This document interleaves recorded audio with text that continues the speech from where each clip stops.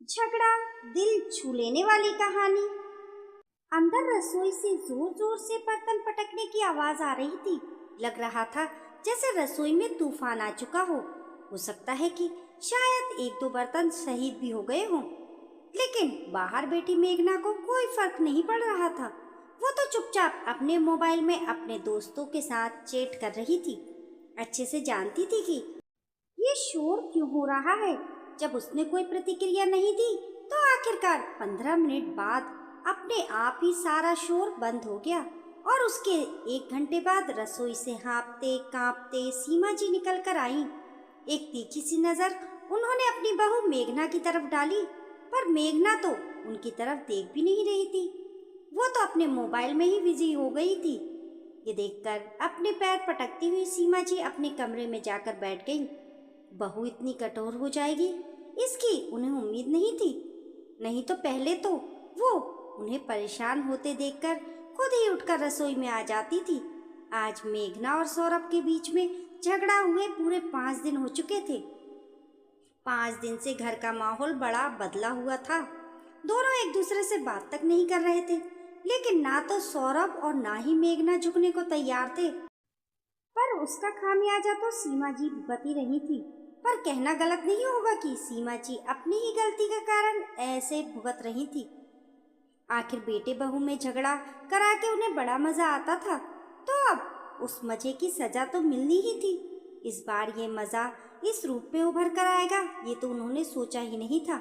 मेघना और सौरभ की शादी को 1 साल हो चुका था। दोनों की लव मैरिज थी। हालांकि सीमा जी को मेघना बिल्कुल पसंद नहीं थी, पर कहीं बेटा छोड़कर चले न जाए, ये सोचकर उन्होंने शादी के लिए हाँ कर दी। वो मेघना को बहू तो बनाकर ले आई, लेकिन कभी दिल से उसे बहू मान ही नहीं पाई। इस कारण से अक्सर वो दोनों पति पत्नी में कुछ न कुछ गलतफहमी पैदा करवा ही देती, जिससे दोनों लड़ पड़ते और ये देखकर उन्हें बड़ा सुकून मिलता। इसलिए इस 1 साल में दोनों के बीच झगड़े ही ज्यादा हुए होंगे। आखिरकार कभी मेघना को तो कभी सौरभ को अपनी शादी बचाने के लिए झुकना पड़ता, पर अधिकतर तो मेघा को ही झुकना पड़ता था। शादी के 2 दिन बाद ही दोनों में पहला झगड़ा हुआ था, जब सारे रिश्तेदार तो अपने अपने घर चले गए। पीछे से घर में सीमा जी, मेघना और सौरभ ही बचे। रसोई की रस्म तो एक दिन पहले ही हो चुकी थी। शाम को मेघना रसोई में खाना बनाने जाने लगी तो सीमा जी ने उसे मना कर दिया। अरे बहू, अभी कहाँ रसोई में जा रही हो? अभी तो तुम्हारे हाथों की मेहंदी भी नहीं उतरी है। कुछ दिन तुम आराम करो, मैं खुद अपने हाथों से तुम्हें खाना बनाकर खिलाऊंगी। उनकी बात सुनकर मेघना ने कहा, पर मम्मी जी, घर में ले देकर हम 3 लोग ही तो हैं। मैं फटाफट खाना बना लूंगी। आप क्यों परेशान हो रही हो? अरे, इसमें परेशानी की क्या बात है? अगर मेरी बेटी होती तो मैं अपनी बेटी को भी तो बनाकर खिलाती। जा तू आराम कर, मैं खाना बना लूंगी। उनकी बात सुनकर मेघना अपने कमरे में आ गई। कुछ ही देर बाद सौरभ घर में आया तो सीमा जी सर पर पट्टी बांधकर रसोई में से निकली। उन्हें सिर पर पट्टी बांधे देखकर सौरभ ने पूछा, क्या हुआ मम्मी, आपको सिर दर्द हो रहा है? फिर आप रसोई में काम क्यों कर रही हो? अरे बेटा, खाना तो बनाना ही था ना। लेकिन मम्मी, अब तो बहू भी आ गई है, वो खाना बना लेती। आप क्यों बना रहे हो? बेटा, अब नई बहू से कैसे कहती कि तुम खाना बना लो? इतना तो उसे खुद। कहते कहते सीमा जी चुप हो गई, पर उनकी ये बात जिस तरीके से वो सौरभ तक पहुंचाना चाहती थी, वो वैसे ही सौरभ तक पहुंच गई।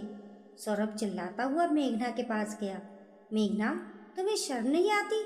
मम्मी के सिर में दर्द हो रहा है और वो खाना बना रही हैं, जबकि तुम यहाँ कमरे में आराम कर रही हो। क्या तुम खाना नहीं बना सकती थी? अरे, पर मुझे क्या पता, मम्मी जी को सिर दर्द हो रहा है। मैं तो खाना बनाने रसोई में ही जा रही थी, लेकिन मम्मी जी ने ही तो मुझे आराम करने के लिए कहा था।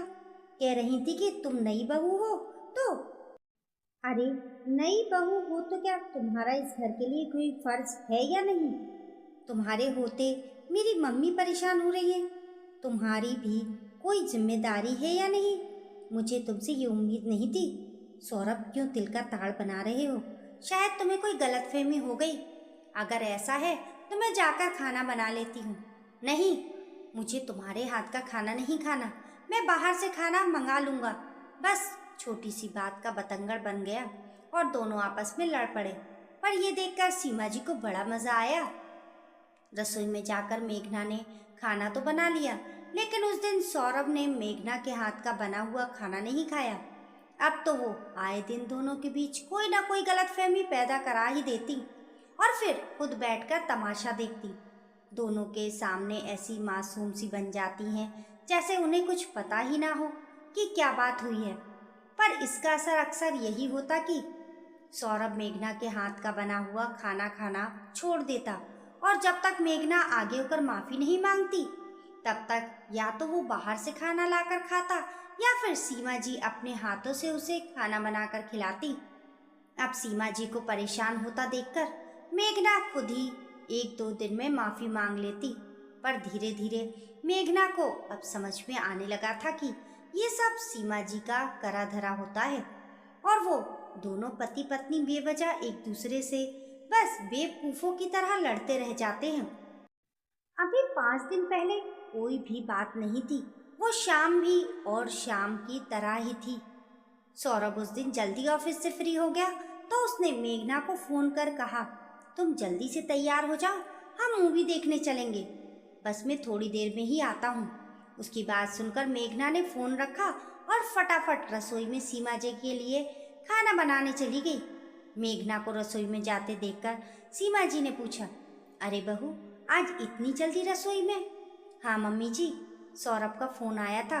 उसने मूवी देखने का प्लान बनाया है तो सोचा कि आपके लिए तो खाना तैयार कर दूं।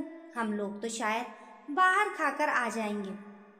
उसकी बात सुनकर सीमा जी बोली, तुम रहने दो बहू, मैं ही अपने लिए कुछ बना लूँगी। मेघना उनकी बात सुनकर रसोई से बाहर जाने को हुई पर फिर कुछ सोचकर वहीं रुक गई। नहीं नहीं मम्मी जी, आप क्यों परेशान होती हैं, मैं ही खाना बना देती हूँ। आप बताइए आपको क्या खाना है? मैं तो कुछ हल्का सा ही खाना चाहती हूँ। तुम एक काम करो, तुम खिचड़ी बना दो। मेघना ने फटाफट से कुकर में खिचड़ी चढ़ा दी और तैयार होने कमरे में आ गई। तब तक सौरभ भी घर पर आ गया था। सीमा जी को रसोई से निकलते हुए देखकर उसने सीमा जी से पूछा, क्या हुआ मम्मी, आप रसोई में क्या कर रही हो? कुछ नहीं बेटा, अपने लिए खिचड़ी तैयार कर रही हूँ। अब तुम लोग तो बाहर घूमने जा रहे हो, इसलिए खिचड़ी ही खाऊंगी। क्यों मम्मी, आपको जो खाना है वो खाओ, आखिर आपका घर है। नहीं तो मेघना से बनवा लेती। बहू तो तेरा फ़ोन आते ही तैयार होने कमरे में चली गई, इसलिए अपने लिए खिचड़ी ही बना रही हूँ, सीमा जी ने दुखी होते हुए कहा। ये सौरभ को बिल्कुल अच्छा नहीं लगा और इतनी सी बात का उसने बतंगड़ बना दिया और तब से सौरभ और मेघना के बीच में झगड़ा चल रहा है। पर हर बार ये झगड़ा 1 या 2 दिन में खत्म हो जाता था, इसलिए सीमा जी को परेशानी नहीं होती थी। लेकिन इस बार तो मेघना झुकने को तैयार नहीं थी। जानती थी कि सब सीमा जी का करा धरा है, इसलिए 5 दिन से ऊपर हो गए, झगड़ा खत्म होने का नाम ही नहीं ले रहा और हर बार की तरह सौरभ मेघना के हाथ से बना खाना नहीं खा रहा। अब रोज रोज तो बाहर का खाना पचता नहीं, तो मजबूरन सीमा जी को ही खाना बनाना पड़ रहा है। पहले दिन तो खाना बाहर से ही आ गया, पर अब पूरे 4 दिन हो गए उन्हें रसोई में सुबह शाम खाना बनाते हुए। मेघना के आने के बाद काम करने की आदत तो वैसे भी छूट गई, तो अब पसीने छूट रहे थे।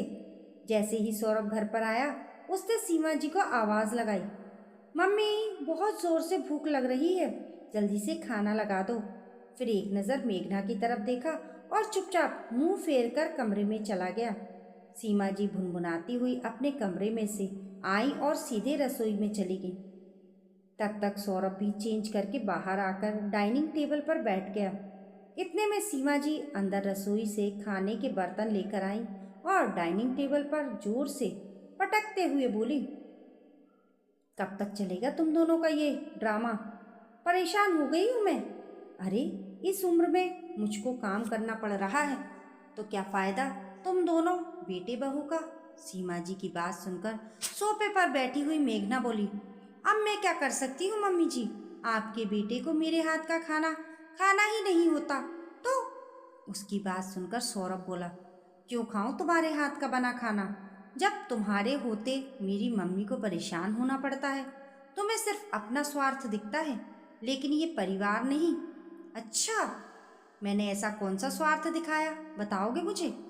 उस दिन जब हम मूवी देखने जाना था तो मम्मी के लिए खाना नहीं बना सकती थी? एक बार उनसे पूछ नहीं सकती थी कि मम्मी जी आपको क्या खाना है, मैं आपकी पसंद का कुछ बना देती हूँ? लेकिन नहीं, तुम तो फटाफट बस तैयार होने चली गई। पीछे मेरी मम्मी अपने लिए खिचड़ी बना रही थी। शर्मानी चाहिए तुम्हें। अच्छा, मम्मी जी खिचड़ी किसने बनाई थी? अचानक मेघना ने सवाल सीमा जी से किया। बहू, तूने ही तो बनाई थी। सीमा जी वैसे तो गुस्से में थी, पर अचानक मुंह से सच निकल गया। सच सुनकर सौरभ एकटक सीमा जी की तरफ देखने लगा और फिर बोला, पर मम्मी उस दिन तो तुमने कहा था कि तुम रसोई में अपने लिए खिचड़ी बना रही हो। उसकी बात सुनकर सीमा जी को याद आया कि वो गलत बोल गई, पर फिर अपनी बात को संभालते हुए बोली, अरे तूने कुछ गलत सुन लिया होगा। एक तो खुद ढंग से सुनता नहीं है और फिर छोटी सी बात का बतंगड़ बना देता है। अब जब मम्मी ही बात से पलट गई तो सौरभ का क्या ही कहना। उसने मेघना की तरफ देखा जो मंद मंद मुस्कुरा रही थी, जैसा कहना चाह रही हो कि अब बताओ कौन गलत है। कहीं बात ज्यादा ना बढ़ जाए और सीमा जी की पोल ना खुल जाए, ये सोचकर सीमा जी सौरभ से बोली, अब खड़ा खड़ा देख क्या रहा है, खाना खा ले। और फटाफट रसोई में चली गई। पर खाना परोसते समय एक बार भी सीमा जी ने सौरभ से नजरें नहीं मिलाई। अब धीरे धीरे सौरभ को भी समझ में आने लगा था, पर अपनी मम्मी से क्या कहता, इसलिए चुपचाप खाना खा रहा था। बस वो दिन था और आज का दिन है।